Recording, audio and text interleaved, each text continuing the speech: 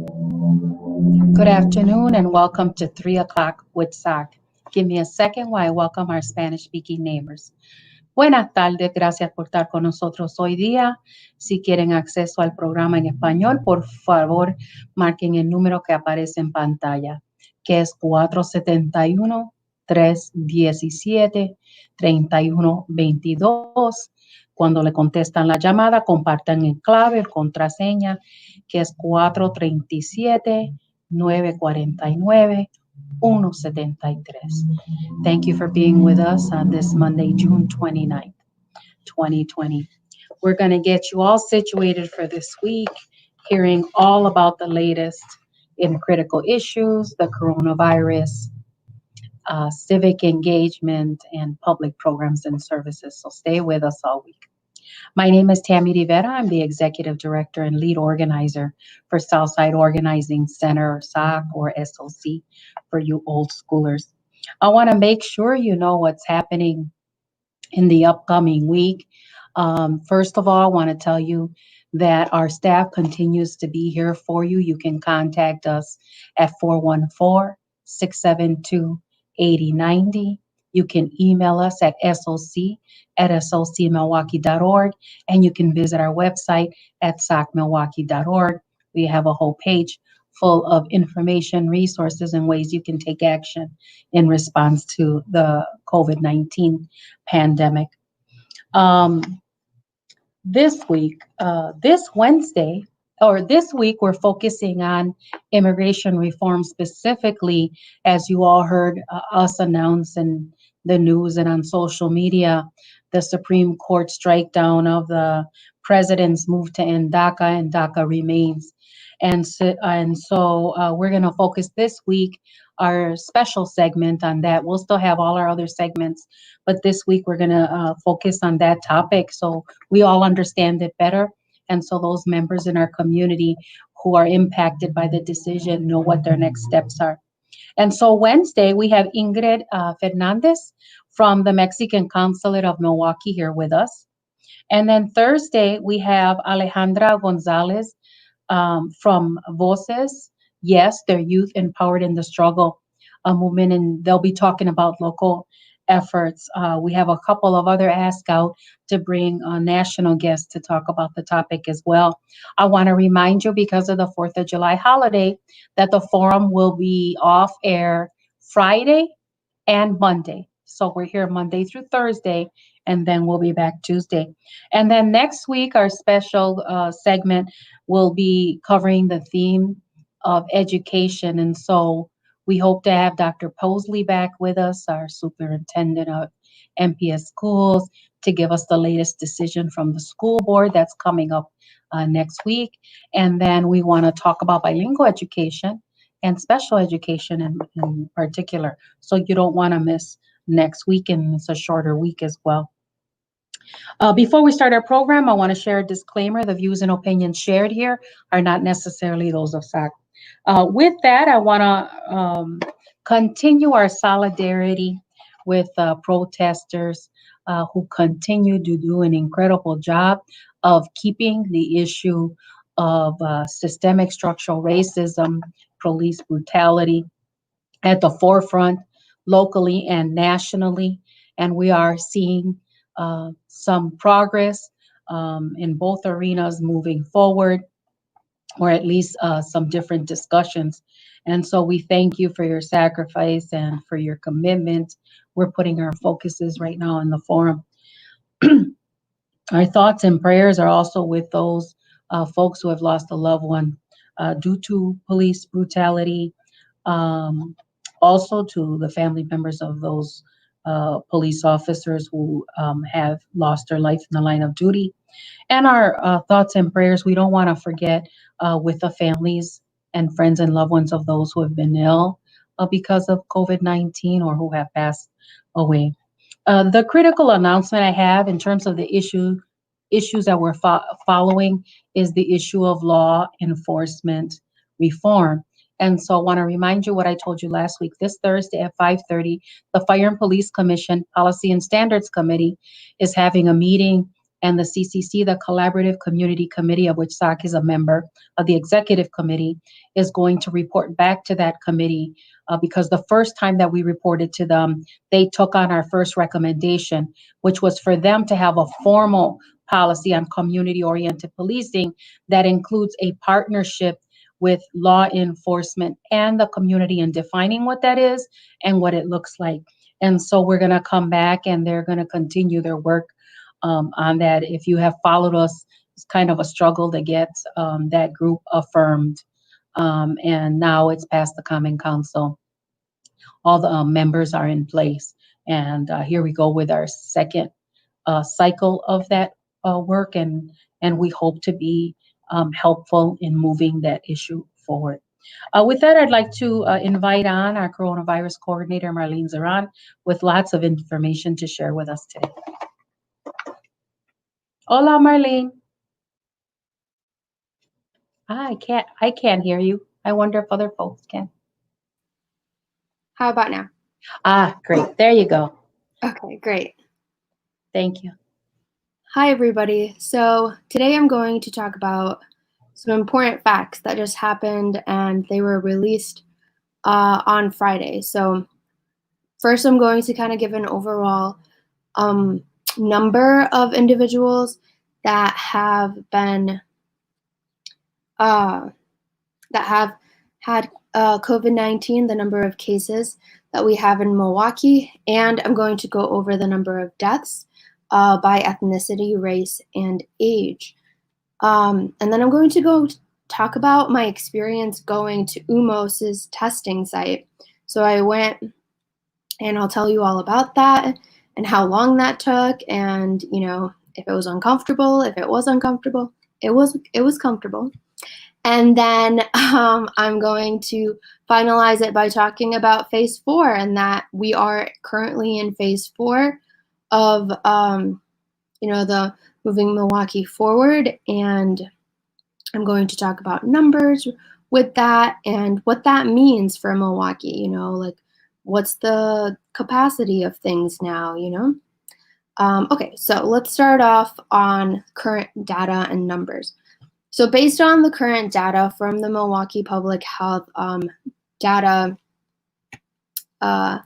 the data dashboard that they have, there's currently 11,232 cases in Milwaukee right now. And there has been 354 deaths. So I'm gonna first talk about race and ethnicity. Currently, there are 3,163 confirmed cases in the Black community. There are around 4,100 confirmed cases within the Latino AX community. There are 2,241 white confirmed cases. There are 844 cases of those who chose to not report their race or ethnicity. There are 521 Asian individuals with confirmed cases. 249 chose to put other. 44 are AIAN and 19 are NHPI alone. Next, I'm going to talk about the deaths by race. So currently there have been 150 reported white deaths, 142 Black deaths, 49 Latino OAX deaths, 11 NHPI deaths, one individual who chose to put 2 or more races, and then 1 death that is Asian alone. Now I'm going to talk about the total deaths by age. So I'm going to talk about deaths by age first, and then we'll hone it down on why these deaths have been increasing in these numbers drastically. So as many of us know, the death rate by age is primarily in older adults, but it can affect those who are younger. Those who are immunocompromised and have chronic diseases have a higher risk of death from COVID. And, you know, like as long as you maintain you maintain, you don't congregate, and you maintain 6 feet. You maintain to be like 6 feet apart from each other. You will decrease the chance of increasing your risk of getting COVID-19. And so that helps in the fact that many of us don't think that the duration of time that we spend around each other can affect it, but it does. So if you are in a closed atmosphere or you're in an open atmosphere, it can affect how you're going to get COVID-19. So if you're outside and you're talking to someone and you're 6 feet apart, you have a less amount of risk than getting COVID-19 if you are inside and you're talking to someone and you're 6 feet apart.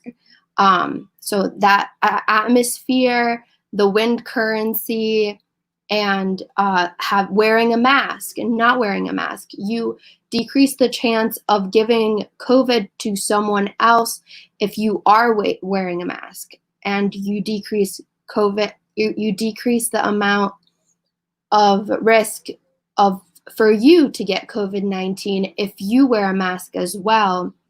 So, like, it's a way to prevent yourself from getting sick. But that being said, let's go over these numbers. I just went on a tangent about that. So there have been 140 deaths in those who are 80 years old and up, 90 deaths in ages 70 to 79, 67 deaths in 60 to 69-year-olds, 24 deaths in 50 to 59-year-olds, 14 deaths in 40 to 49-year-olds, and 3 deaths in 30 to 39-year-olds, and 6 deaths in 20 to 29-year-olds. So many people might feel that it's very shocking that you see there are 6 deaths in 20 to 29-year-olds and individuals who are under the age of 60. But that is primarily due to the fact that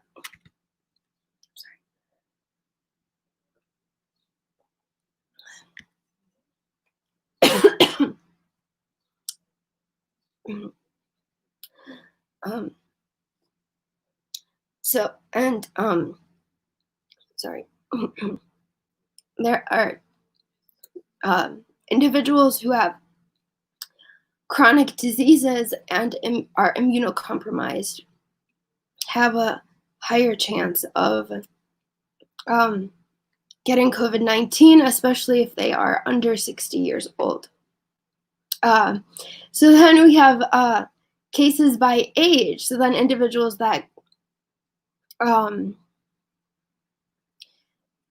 cases by age. So according to the public health department, the number of cases are rapidly increasing in individuals ages 18 to 39-year-olds, especially in individuals under 18. There have been 950 confirmed cases in ages 10 to 19 years old, 2,100 confirmed cases in 20 to 29-year-olds, 2,200 cases in 30 to 39-year-olds, and 1,900 cases in 40 to 49 years old. I'm going to pass this back to Tammy real quick, just so I can catch my breath, and I'll come back and continue. Thank you, Marlene, for being a faithful soldier and trying to tough that out. Marlene, when she catches her breath, she'll be back talking to you about she was sick, as you can hear, and her experience getting tested. And so we want to make sure like there's nothing more important than her health. So we're going to give her a little time and see if she's ready to come back. We're going to invite our Civic Engagement Manager, Gabe Charles, on to give us a view at the upcoming week. Hola, Gabe. I had myself muted as well. Hi, everyone. Glad to be here again. I'm going to share my screen right away with everyone because as we As I've shown you before, I just want to show everybody again, give you a refresher on how to access the meetings and how to know what meetings are coming up. So if you go to milwaukee.gov/city channel, this will take you to the city clerk's office page or the city channel page. And if you go down here to where it says Legislative Research Center and click that, it will bring you to the week's schedule or the month schedule, depending on how you have it right here. For me, it comes up this week. So you can see what's happening this week. On today at 1:30, there was a Judiciary and Legislation Committee meeting. Tomorrow at 9 a.m., we have a Zoning, Neighborhoods, and Development Committee meeting. Then on Wednesday, we have a Finance and Personnel Committee meeting and a Community Economic Development Committee meeting at 1:30. The Finance and Personnel one is at 9 a.m. You can see here. Then there is a Fire and Police Commission meeting on July 2nd, but this is a special meeting. Oh, I'm sorry, I skipped this one. So the Fire and Police Commission meeting that's on the 30th tomorrow is at 5:30, but it's a special executive session. However, this one that shows up here on the 2nd is open. So it's a teleconference and you can watch that on the city channel page or afterwards by clicking over here. Eventually it will say a video and you can see the Judiciary and Legislation Committee meeting is in progress, but eventually that will have the link to the video afterwards if you can't watch it live. Then on July 2nd, we have the Public Safety and Health Committee meeting at 9 a.m. And then what Tammy mentioned earlier, the Fire and Police Commission Policies and Standards Committee will be meeting on July 2nd at 4:30 p.m. this week. So lots to look forward to this week. And I also do want to show you all that they launched this e-comment option. As you all know, or as I've mentioned on the show, they have paused the confirming the appointments from Mayor Barrett so that the public can comment and they can hear from those who were appointed to different leadership positions in the city. So they've launched this e-comment portal. So I'll show you all what that looks like, where the public can comment on those who are up for appointment. And they'll be discussing them at these different committee meetings. So if you scroll down here, you'll see it says, this is what the meeting is. A disclaimer, thank you for commenting. Please know that your comments and information will be a part of the official public record. And then these are the different, these show up on the agenda as well, but they have them here in the public comment section. But you can see which ones you can actually comment on if you scroll down. So here you see the comments show up on the reappointment of Rhonda Kelsey as the city purchasing director. And then the other one that they'll be discussing at this Finance and Personnel Committee meeting is the reappointment of Sharon Robinson as a Department of Administration director by the mayor. So if you click comment, that's where you can add in whatever comment you have about that person. If you have an experience with them, if you know something to have happened with them, if you think they would be a good option, if you think they are a poor option, that's where you can type in what your opinion is, and then you hit submit comment, and it will be a part of the public record.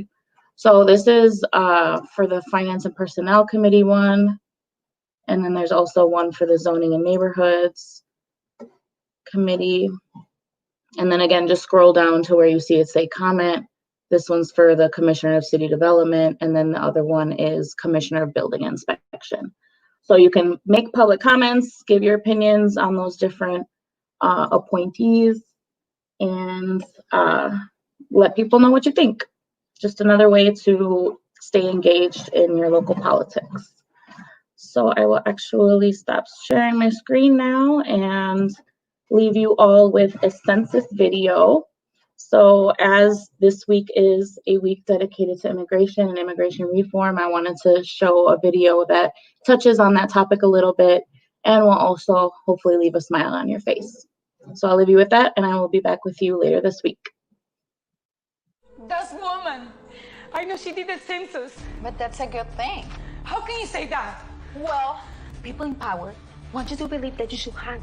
But no, we have to be strong. We have to be counted. Otherwise, It's like nothing happens. Even if we are undocumented? Of course, it's completely confidential. Even if I water the neighbor's clothes that she hung to dry?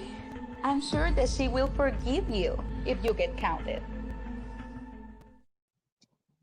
Thank you, Gabe, for giving us a look at what's coming in the week and for showing us how to use the e-comments. I'm so glad that's a new part of what they have offering, and I hope they keep it after the pandemic.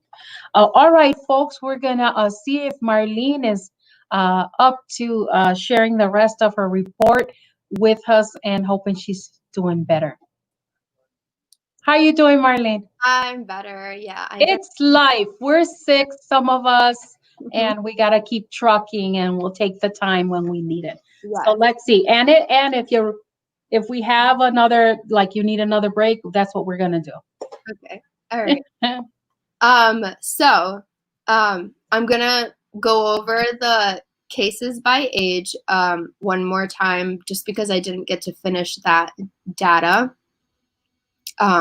So according to the Milwaukee Health Department, the number of cases are rapidly increasing in those ages 18 to 39, especially in individuals under 18. So that means those individuals are the individuals that are congregating and going out and spreading COVID-19 a majority of the time right now. So there have been 950 confirmed cases in ages 10 to 19 years old, 2,100 confirmed cases in 20 to 29-year-olds, 2,200 cases in 30 to 39-year-olds, 1,900 cases in 40 to 49-year-olds, 1,500 cases in 50 to 59-year-olds, and 996 cases in 60 to 69-year-olds, and 610 cases in 70 to 79-year-olds. And lastly, 80 years, individuals 80 years and up have 607 cases. All this information can be found on the county.milwaukee.gov/en/COVID-19 website, where you can find the dashboard and you can look at all of this information as well. But as you can see from the graph, a majority of the highest rates of cases are in those that are under 40 years old. And that being said, that those individuals and individuals from those generations are those that are increasing the spread of COVID-19 right now in Milwaukee. And, you know, it's definitely something that needs to be addressed, and numbers do need to decrease in those age groups. So now I'm going to talk about my experience getting tested at the UMO site. So it was really easy, honestly. I drove in to their entrance and I waited in line for about 20 minutes. And once you wait in line, they'll take you and direct you to the correct lane that you should be in, because they have 4 lanes of kind of like the drive-through testing site. So they have 4 of them. I went into the first lane, you wait a little bit, they drive you in, a lady comes by your window and asks you what your name is, your phone number, your address, and your race or ethnicity. She doesn't take any other information besides that. And so, and then they give you these papers. So you get a COVID-19 testing next steps and results, where it talks about what you should do while you wait for your test results and a way to protect yourself. So one thing I took out of this that was really important is that when you are home and you're isolating, so it's kind of like asking, like, when is home isolation over? So if you've been fever-free for at least 3 days without using medicine, that reduces your fever, and your other symptoms have improved, and at least 10 days have passed since you first had symptoms, then and only then can you no longer self-isolate. And they also give you this contact tracing tool. So contact tracing is essentially, we talked about this with Commissioner Kowalik. So essentially, contact tracing is if you do get a positive test result. I have a negative test result, for those of you wondering. If you do get a positive test result, then they will call you and they will ask you to have this filled out with all of the individuals that you have been in contact with in the past 2 weeks. And so you have to put in the date, the people's address, their phone number, and that way it's totally confidential. There's nothing, no papers or anything, no identification is released to them. They just want to know and make sure that those that were exposed by someone who has a positive test result get tested as well. And so that way we can decrease the amount of current cases that are available. So then I waited about 4 days and I got my test on Friday. I got my result actually at 2 p.m. today, and it's Monday. And someone called me from 608-242-3838, which is the Wisconsin Public Health Department. And they informed me that I have a negative test result, but I should continue to self-isolate for a few more days before I go out into the world and, buy groceries or other things like that. And that number will be left in the comments section as well. So in case you don't get a call or you miss a call from someone from the testing center, you can definitely call them and they can tell you what your result is. So another update I have for you is that the testing sites are closed from July 2nd to the 5th due to July 4th. So that includes the Custer Stadium at the Barack Obama High School of Career and Technical Education and the UMO site at 2701 South Chase Avenue. So now the last update for you and foremost is very important. The data has been reevaluated and the criteria has been met to move to phase 4. Which it'll take effect at approximately 12:01 a.m. on Wednesday, July 1st. We will remain in this phase for a minimum of 14 days, which is the incubation period of COVID-19. So once those 14 days pass, the Public Health Department will reevaluate where we are at with our numbers, and we will be told if we can move on to phase 5 or if we will continue to remain in phase 4. That being said, this does not mean that, individuals can congregate as they please and, you don't need to wear a mask anymore. COVID-19 is still there and we need to try to decrease numbers as much as we can. There have been some capacity changes. So what that means is places that you can go to, such as the beach. It states that all individuals and pets shall comply with physical distancing and protective measure requirements. Team and contact sports on public beaches remain prohibited. So no team and contact sports on beaches yet. Chartered fishing excursions must be the lesser of the 3, 50% of the total occupancy of the location, 1 person for every 30 square feet, or 250 people. Childcare settings, including youth programs, are now at 75% capacity.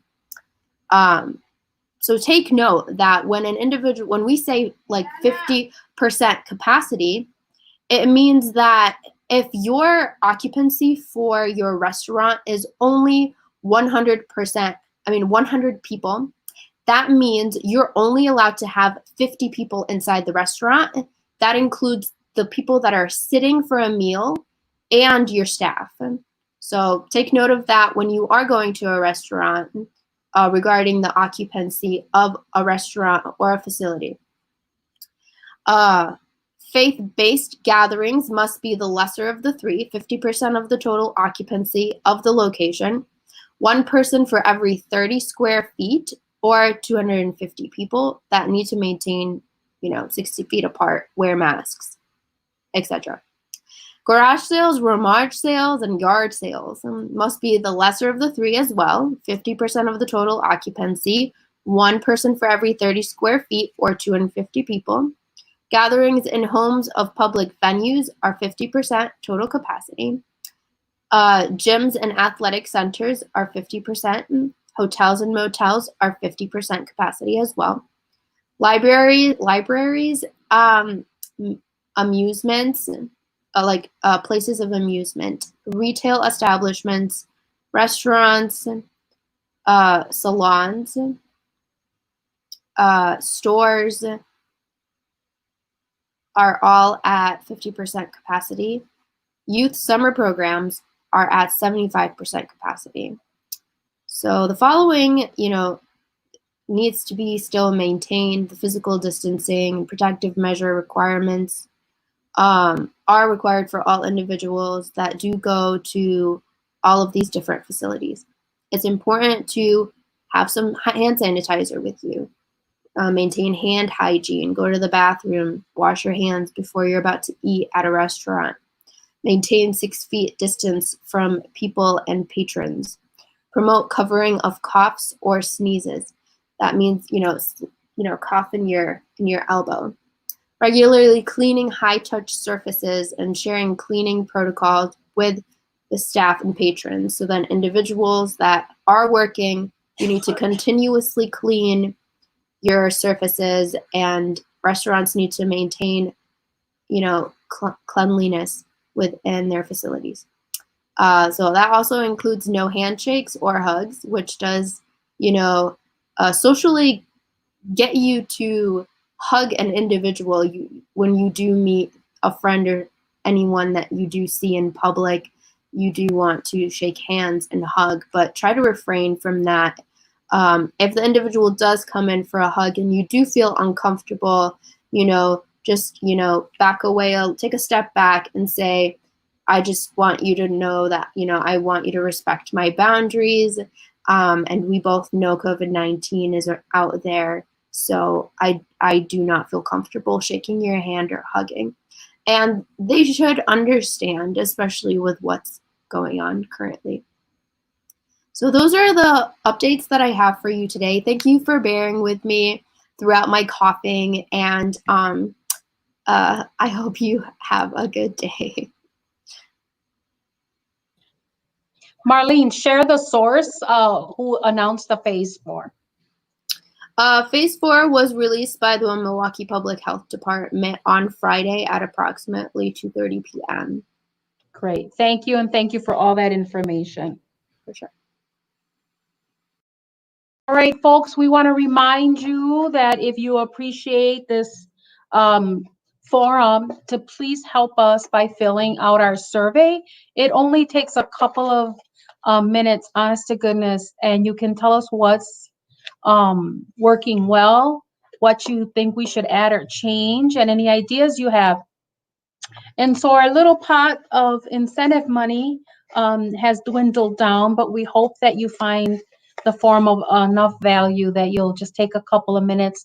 The link is in the comments, and you can it'll take you directly there, and that'll be a great help to us. We use that information for ourselves, and we share that with our funders, and some of them require that we get feedback from you and share it with them.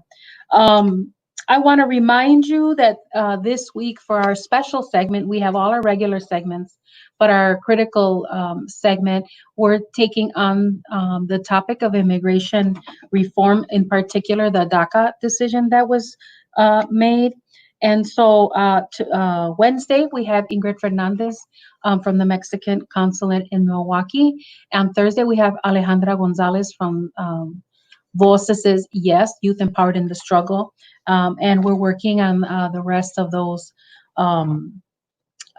speakers to come and share with us.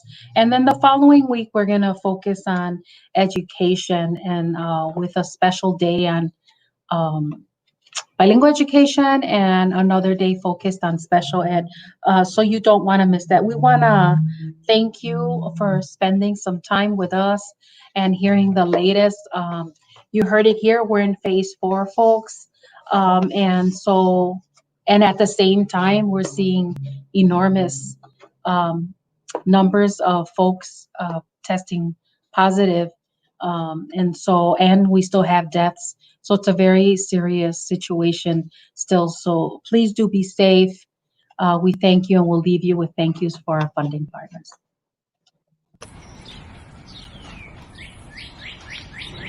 I'm Juan. And I'm Mitzi.